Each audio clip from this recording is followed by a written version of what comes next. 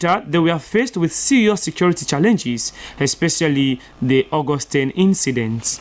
And moving forward, we are not going to allow this training to go in vain, because this one is a huge investment coming from government, investment in terms of money, investment in terms of technology, investment in terms of skills, and even the time for the trainers to fly out from Nigeria to come and deliver training packages to you.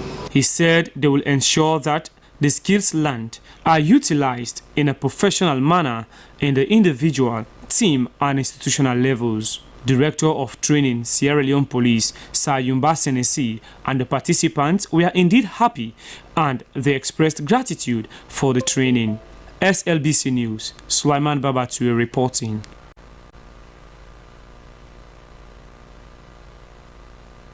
Now, earlier, the first UMAJ consultancy group from Nigeria also completed a 4-week leadership training for local unit commanders who were drawn from across the country. The capacity building was aimed to strengthen the officers in the discharge of their duties in terms of protecting lives and property. Let's join Suleiman Babaturi again. These were the local unit commanders who benefited from the 4 weeks leadership training organized by the first UMAJ consultancy group from Nigeria. The training was to enhance the skills of the local units commanders so they could professionally execute their duties. Given this training in various fields, the capacity of the police, community policing, connecting with the community, building confidence and trust of the community, critical thinking, strategic communication, and various intelligence-led policing, and then building capacity for investigation and prosecution and various fields of security. Director, First UMAJ Consultancy Group Nigeria, Alhaji Yusuf Manjalo, admonished the participants to make good use of the training, adding that it was government's initiative to empower the security sector.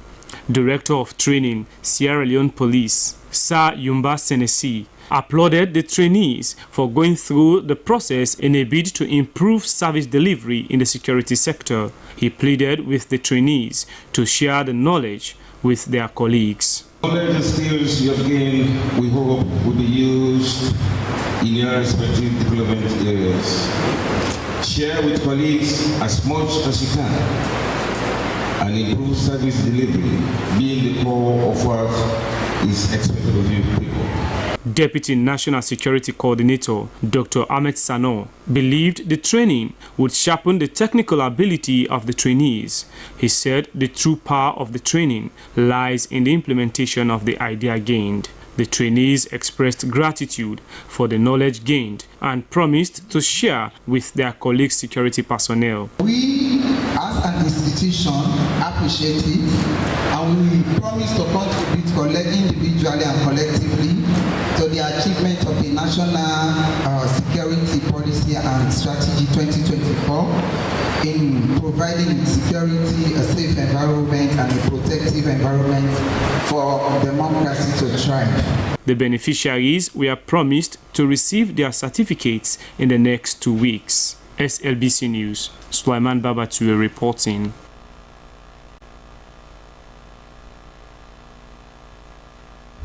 You're still watching news from the Sierra Leone Broadcasting Corporation in Freetown. We continue with more stories. Now, the Charlie Ann International School has celebrated International Day of the Girl Child with a campaign message, Women and Girls, to voice their concerns through a play titled Child Labor. The celebration discussed issues around early marriage, teenage pregnancy, and violence against women. The event took place at the Pentagon community in Freetown. Our intern, Eneta Kolka, has more.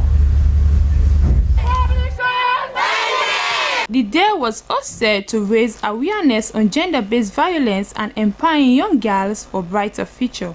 The discussion also highlighted the negative impact of early marriage, teenage pregnancy, and violence against women. Deborah Sise, a pupil of the school, noted that FGM, teenage pregnancy, and early marriage were the major challenges affecting the Pentagon community.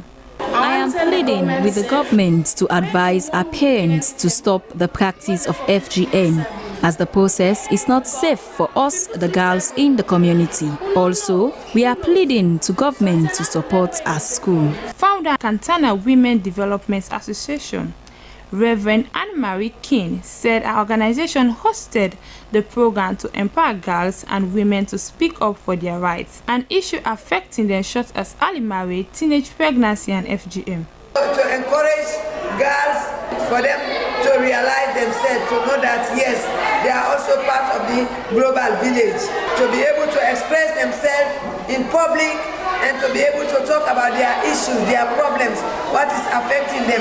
Because long time, girls hardly talk about their problems. Sometimes they are shy. The section chief, Pentagon Community, Mohamed Conte, lauded the organizer, noting that they have held several meetings to address harmful practice, including early marriage and FGM. We have passed messages, suckling breast mothers, whenever they have any challenges, health challenge, let them take their child to the nearest hospital. But presently, this place is undeveloped, and we need health center here, and all the pregnant taking them down to Pentagon PHU. Through this event, residents of Pentagon community are hoping to bring change, empowering young women and creating brighter future for the next generation.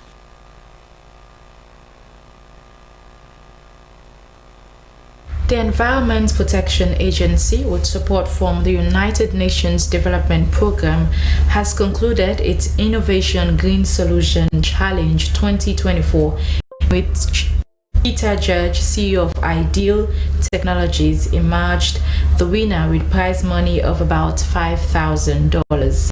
According to Executive Chairman EPASL, Dr. Abubakar Masakoi, EPASL and its partners took into account the notable innovative ideas by the young minds when developing the first ever national pollution plan to manage pollution in the country. Dennis Fraser has more. The first here is Peter George.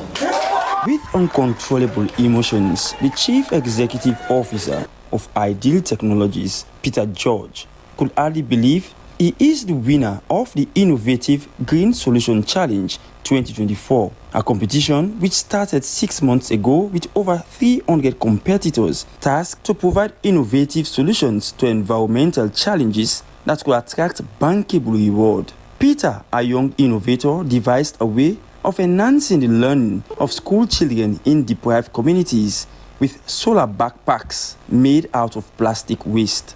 Seriously, this competition was a very tough one. Imagine from 468, then you emerge as a winner. We are all winners. I'm encouraging them not to give up. Let them keep the fight. There's a chance for them. Okay? So I'm seriously glad and humble. Thank you, Slbc. The Youth-led Green Solution Innovation Challenge 2024 by the Environment Protection Agency, with support from United Nations Development Programme, is an initiative to address climate change and environmental changes. According to the Executive Chairman, EPASL, Dr. Abubakar Masakoi, the Specialized Innovation Challenge demonstrated potential of young people to addressing key environmental challenges. Everything you have spoken about, all of the ideas you pitched, are absolutely relevant to the suite of initiatives that the Environment Protection Agency is working on now, and the few others that we are pipelining in the future. So thank you for those invaluable insights. Thank you for talking us through ideas that we would definitely love to work on in the future. Thank you so much. Deputy Minister of Environment and Climate Change, Mimi Stoba Stevens, said that the opportunity to tap into young minds in order to bring out practical solutions through innovation was key in the effort to address climate change. My ministry, as I said, is 100% in support of what EPA is doing, as they are actually the ones implementing what the ministry really stands for. Speaking on the importance of the Pitch Challenge, UNDP President Representative Frederick Ampia noted that the innovation by young people can not only surmount the climate changes, but stimulate economic growth. Here, not by chance, but you are here because you have put in the work, you have believed in your concepts, you believed in your vision, you have shown us what you have and how that can transform Sierra Leone. With the current trend of environmental challenges, there is a need for empowering local innovators for a sustainable future. SLBC, Dennis Fraser reporting.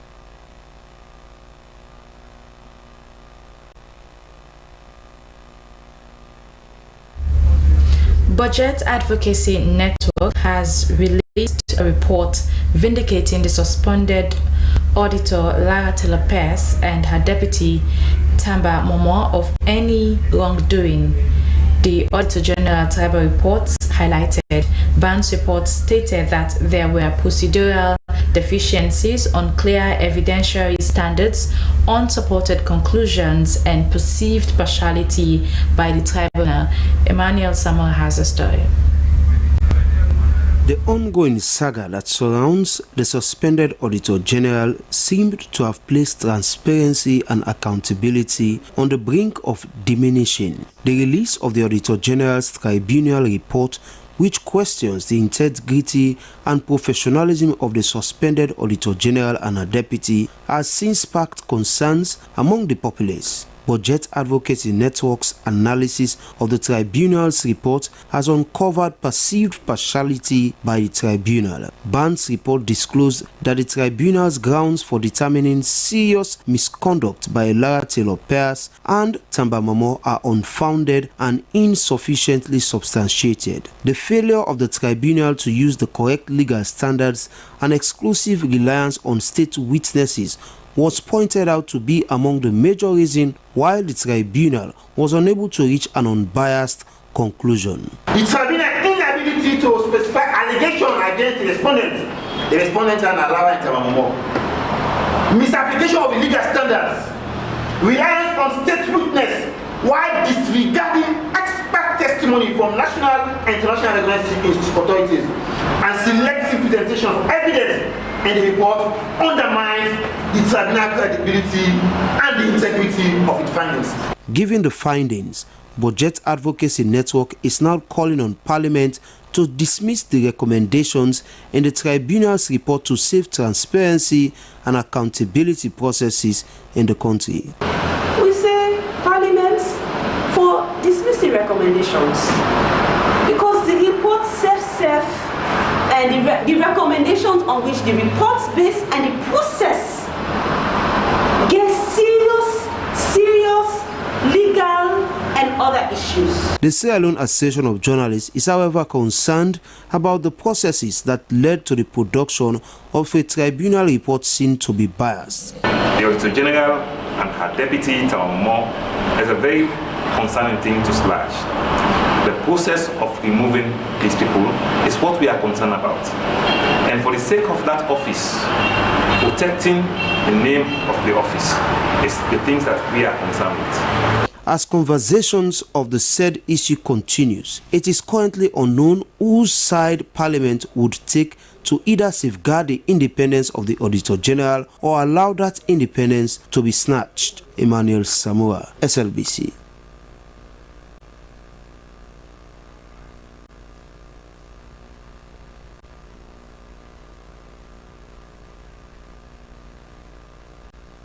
It's now time for our international news.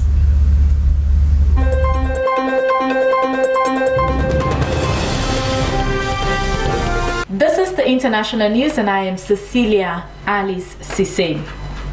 United Nations peacekeepers in the Democratic Republic of Congo who were meant to leave in December are staying put for the moment as a result of ongoing violence. The country's government says it is putting in place a new time frame for their departure. Sam Medic of the Associated Press said the UN missions have been there for more than 20 years, tasked with protecting the population, but many Congolese feel like nothing has changed since they've arrived and that no one is properly defending them. Mednick added that it is unclear who will take the place of the peacekeepers once they leave. More than 120 armed groups are battling for land and mineral resources in the country's east. The South African legal team delivered nearly 5,000-page document to the United Nations top court on Monday, the latest step in a case the country brought accusing Israel of committing genocide against Palestinians in Gaza. The document, which the International Court of Justice will not make public until a later stage in the proceedings, put forth the main case that Israel has a special intent to commit genocide, according to a statement from South Africa's President Cyril Ramaphosa. Israel has fiercely denied the allegations. The filing takes place as the Israeli military called on Palestinians to evacuate northern Gaza, where it has been waging a large offensive for more than 3 weeks.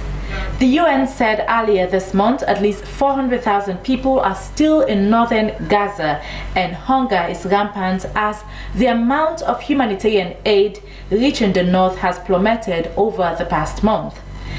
The Hague-based court has so far issued 3 rounds of emergency measures ordering Israel to halt a military offensive in Rafah and open more land crossings for aid into Gaza. South Africa says Israel has refused to comply. Palestine, Spain, Chile, and 7 other countries have petitioned the court to join the case. A building collapsed in a suburb of the Nigerian capital over the weekend, killing at least 7 people. Abuja police said the building located in the Sabon Lord area of Abuja had already been partially demolished, and its structure was further compromised by scavengers looking for scrap metal. Abuja police spokeswoman Josephine Ade said 5 people were recused from the rubble on Sunday. Building collapses are becoming increasingly common in Nigeria, with more than a dozen such incidents recorded in the past 2 years. Authorities often blame the disasters for lacking enforcement of building safety regulations and poor maintenance. Nigeria, Africa's most populous country, recorded 22 building collapses between January and July this year, according to the Council of Engineering Regulation in Nigeria.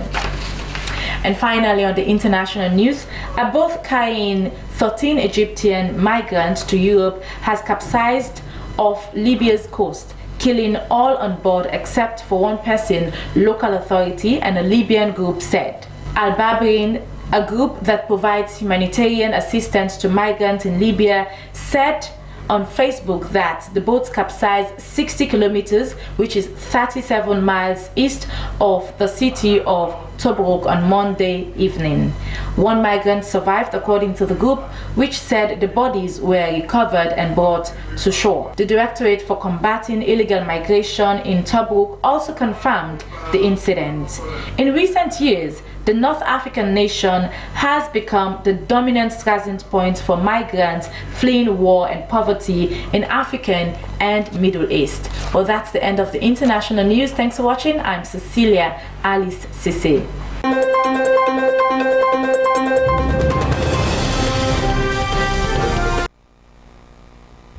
Now, from the international news, let's find out the latest in sports.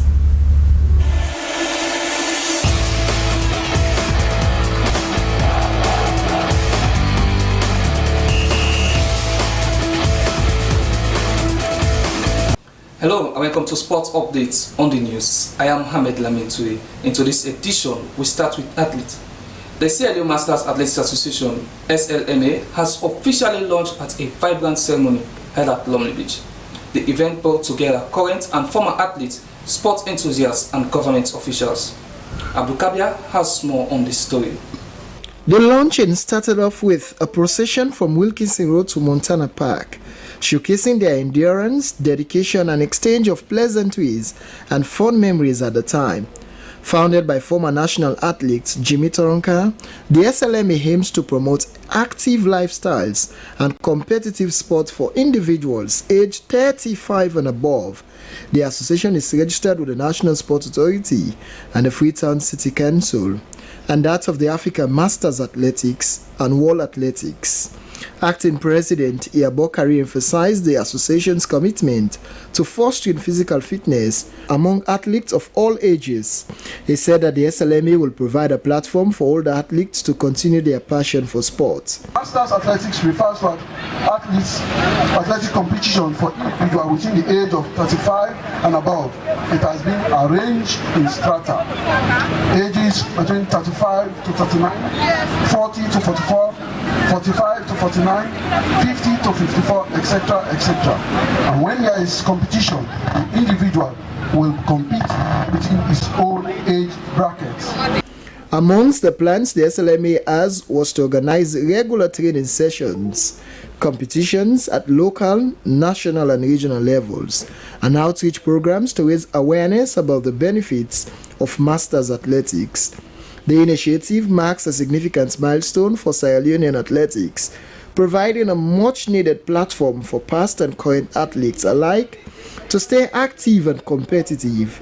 The participants were inspired by keynote speeches that encouraged them to maintain physical fitness and wellness.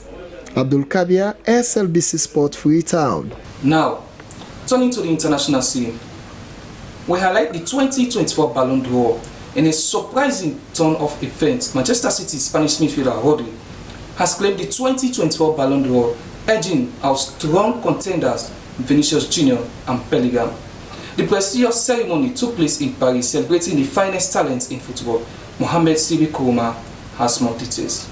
Rodri's victory is a landmark achievement for both Manchester City and Spanish football, recognizing his consistent performances and crucial role in City's treble-winning season.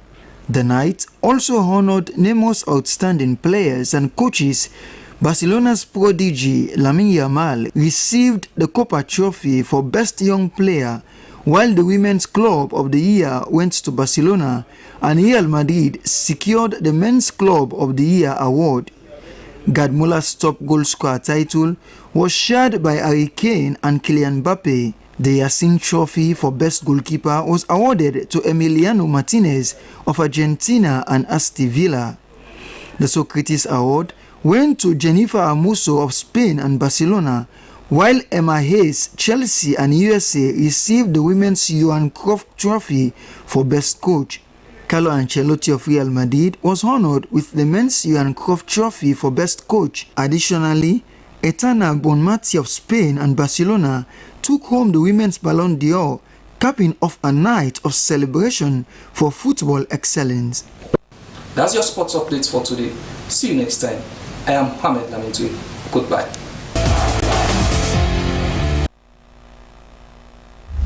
Many thanks to Mohamed Lamin for that update. Let's now move over to entertainment. Hello and welcome to Entertainment News with me, Christiana Kamara. In this edition of Entertainment News, Playboy Blue to release new song titled Waiting the Soap, and House of Stars Season 2 player strikes on 6 contestants for misconduct. Too much power, I'm unshakable. When they try to move me, never knew that I'm unshakable. I can raise the dead, most of these fellas are incapable. Not to know the shock the guy again, he like a grip cable. The power I consume is from higher force. When they trying to get to us, we gonna make them bleed and feed the body to the dinosaurs. Edward McCarthy, aka Playboy Blue, is one of the hardcore new school rappers who recently hit the game and is going hit really hard. Since he started the rap game in 2019, the rapper has faced different rap battles, starting from the Brookfield Cypher to Monty Court to Cool J rap battle, and to becoming the winner of the Rap Rampage Season 1. Camp, so Jaman the walk, na for money make a kaya, so God I know the joke, paddy. Call me if not the profit, secure in the bag, not the easy make a come streets, paddy. Once God they provide, every man gets in time. Burn me the dragger, just can't.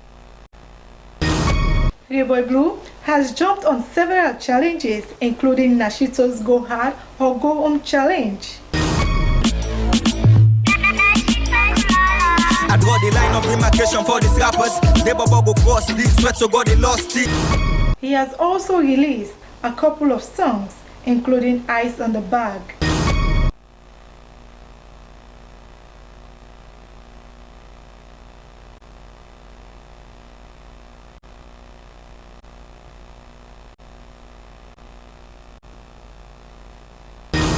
And now is yet to release his new song, Waiting the Soap. Me mind in a yard today, but you know walk at the turn back and go na me oats. I tell them I sky and fail. Tell me my man up for worry. Tell me papa no for sad. I tell them a story. Tell them the other sky. Man no go lie, but say it's in your chief. And if it easy for buy, but come and go pile. Like if you are in a front line. Maybe today not a God time, and this not the second or first time. So I be okay and I be fine, and I still keep it up for the next time when the sun shine. Hard times don't last. The fighting is real, can beg and not get time, but still keep it up for the next time. Call me phone and say for long you know they see me. This thing not really easy, don't say you know they feel me. Papa call me phone, he say this thing not really funny, but as you chasing money, just be mindful of you coming. Sister call me phone, me brother call me phone and say waiting the song, waiting the song. So every day we chase money, we know the stop, waiting the song, waiting the song, waiting the song. Tell everybody to come to the one thing I will see people and for expect is greatness.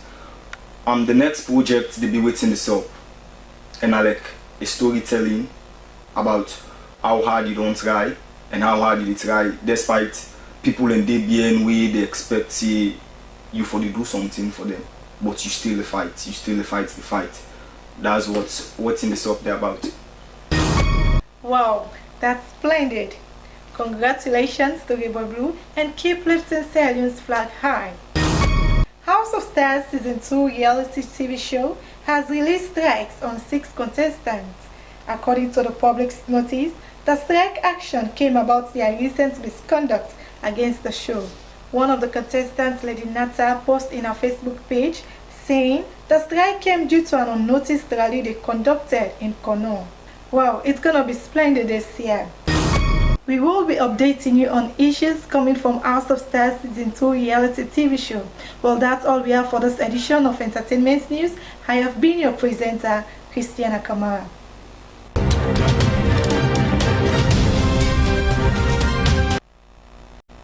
Many thanks to our entertainment desk for that update, and that's all in this section of News Hour from the Sierra Leone Broadcasting Corporation in Freetown. Now, and the news top stories again. West African Postgraduate College of Pharmacists in a press conference has raised concern over the growing substance abuse among youth across West Africa. The college in the release referred to it as a menace, as a public health crisis that requires collective action towards a drug-free society. Budget Advocacy Network has released a report vindicating the suspended auditor Lara Taylor Pierce and her deputy Tamba Momo of any wrongdoing. The Auditor General Tribunal report highlighted. Ban's report stated that there were procedural deficiencies, unclear evidentiary standards, unsupported conclusions, and perceived partiality by the tribunal. And President Julius Maada Bio and First Lady Fatima Bio joined Iowa farmers in a hands-on corn harvest. The president visited Demos Farm, an 80-acre farm owned by American farmer Stephen Cooper. Mr. Cooper is a director of the state of Iowa's 8th crop reporting district. Well, that's all in this edition of the news from the Sierra Leone Broadcasting Corporation in Freetown. Thanks for watching, and do continue to stay tuned to the public broadcaster, the Slbc. Of course, more stories will pop up in our 9 p.m. editions. In our 9 p.m. edition of News Hour. Thanks for watching. I am Cecilia. I'll say goodbye.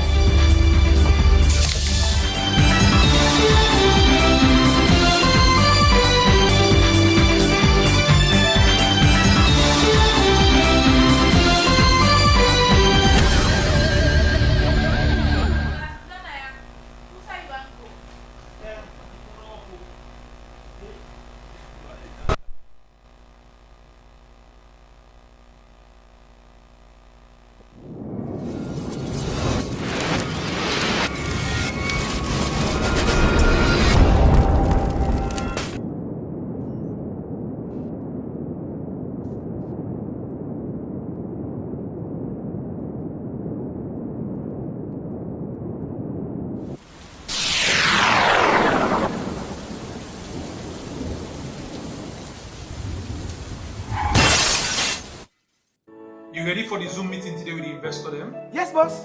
I'm ready for the meeting today. And I don't download all the reports they sent to me on the internet. Make sure so you get super connection, because I don't want one problem during the meeting. Everything is okay. Everything is fine. Counting on you, even though we're not in the same office. I will be with you every step of the way.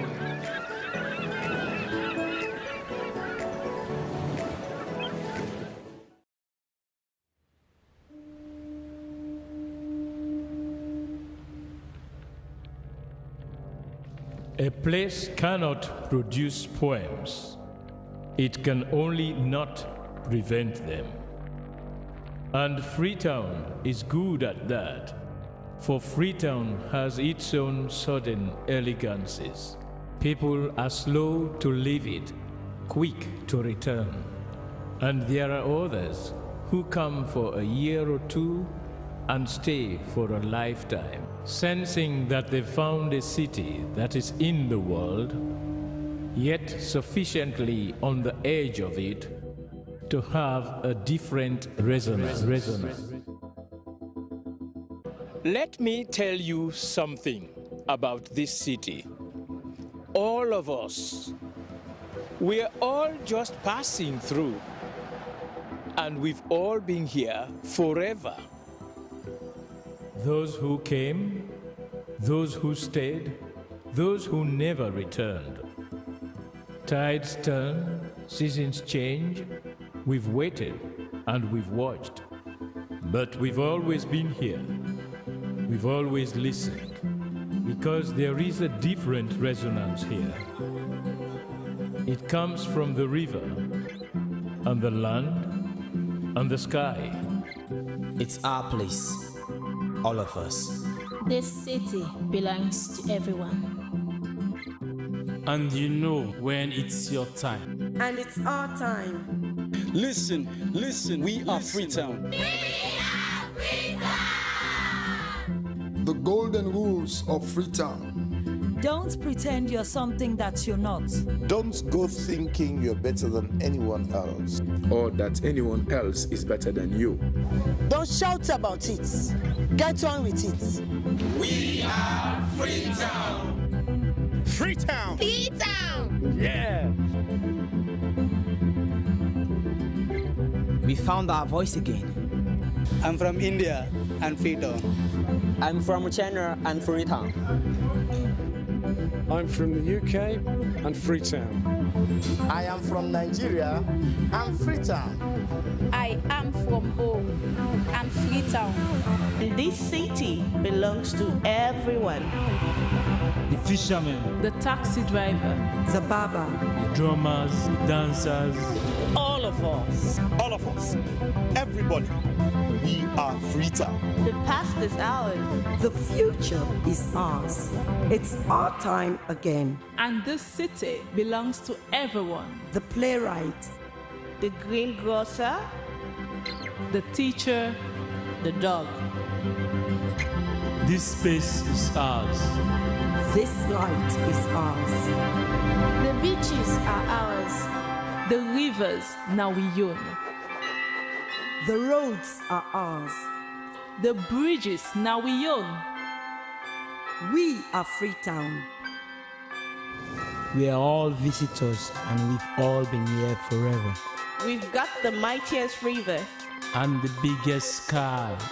And there's a resonance again. Freetown. Freetown. We are proud of this place. We love this city. And we want you to love it too. We are proud of this place. Now pass we all they pass like stranger them, but we all don't dare from them.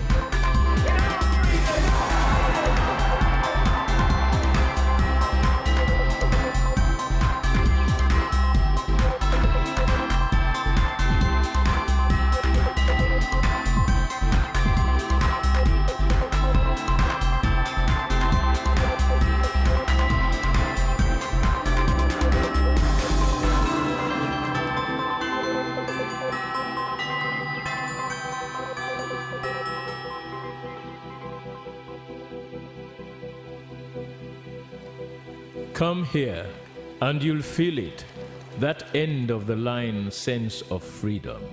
Say yes to Freetown. Say yes to freedom.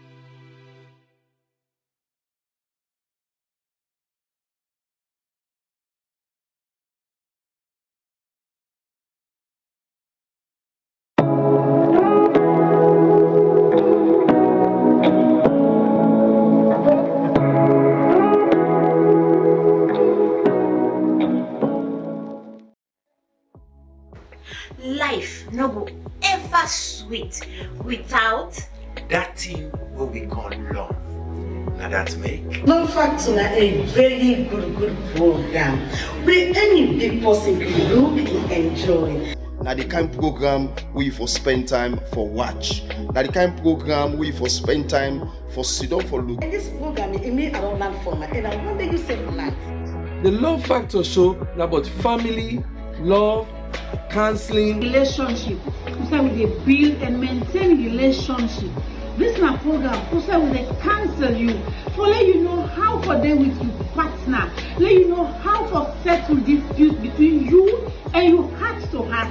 Well, you don't hear it for yourself. Join the Love Factor team every Sunday, 10 p.m.